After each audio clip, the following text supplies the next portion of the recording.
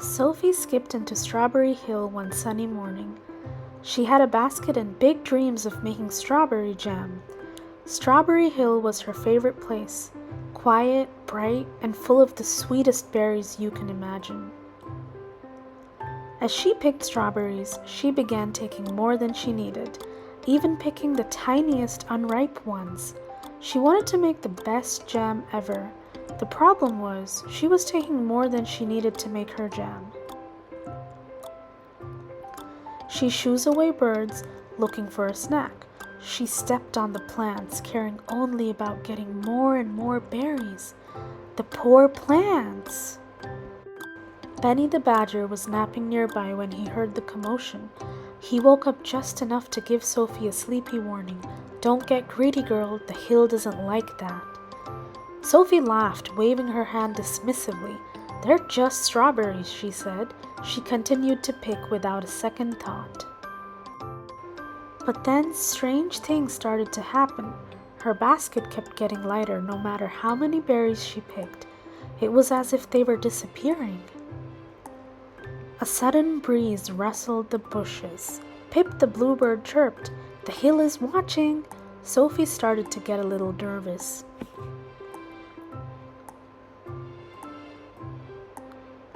Even Lulu the rabbit stopped nibbling and hopped away in fear. Something was definitely not right on Strawberry Hill. Then the ground shook slightly. Mr. Tortoise slowly emerged from a patch of moss. He looked very serious. "The hill gives strawberries to those who respect it," Mr. Tortoise said in a low voice. "But if you take without care, it'll take back." Sophie, confused and a little frightened, sat down hard. She looked at her mostly empty basket and thought about her actions. She was not so happy now. She realized she'd been so focused on having that she forgot about caring. She hadn't thought about the plants, the animals, or the magic of the hill.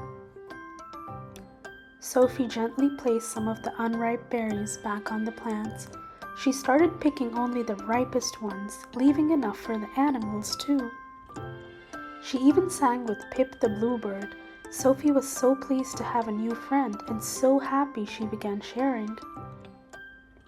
She shared some berries with Benny the Badger. He munched happily, telling her about the history of Strawberry Hill. She listened to Mr. Tortoise's stories about the old days. The old tortoise had so many stories to tell. Sophie found the hill was full of good company. Suddenly, her basket felt heavier.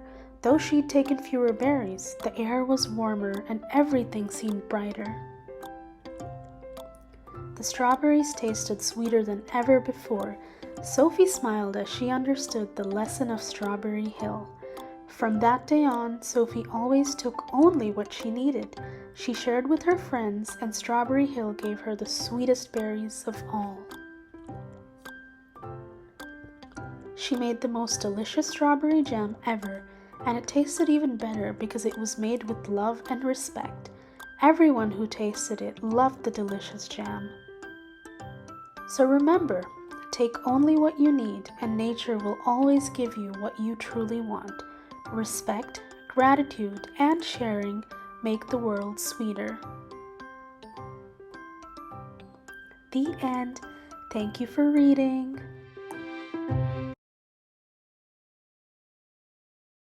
Harmony Farm was a happy place, nestled by a creek and filled with friendly animals. Clover, a playful young cow, loved making up silly stories to entertain everyone. Her tales were so funny that the animals always laughed. One day, Clover shouted, "Crocodile in the creek! He's coming to eat the ducks!" The animals panicked and ran to help. But it was just Clover's prank. They were not amused.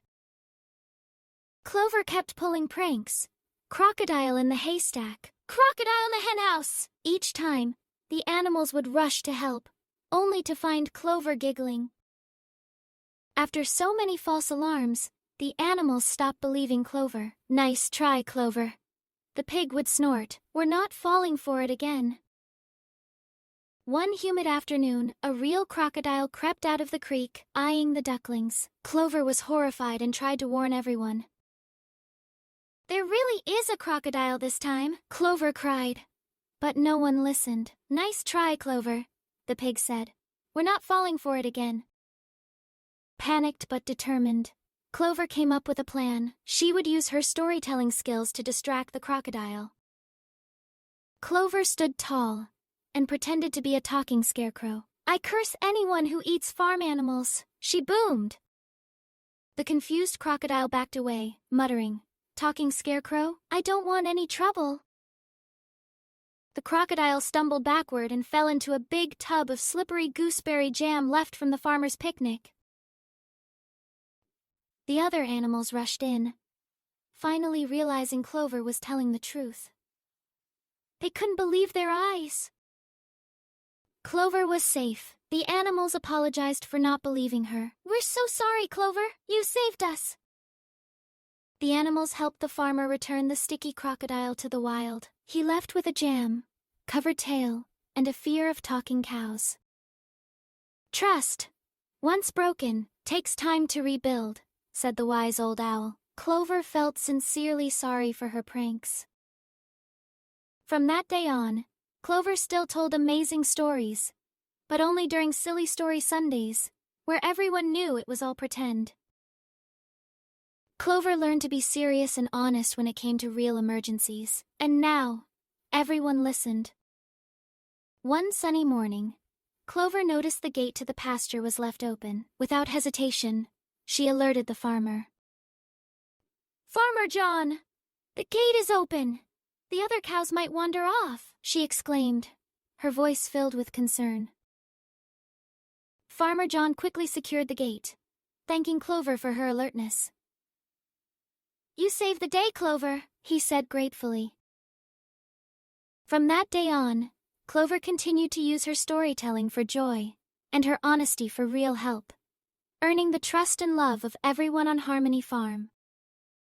And so, Harmony Farm remained a happy place where stories and truth went hand in hand, thanks to a cow who learned the value of both.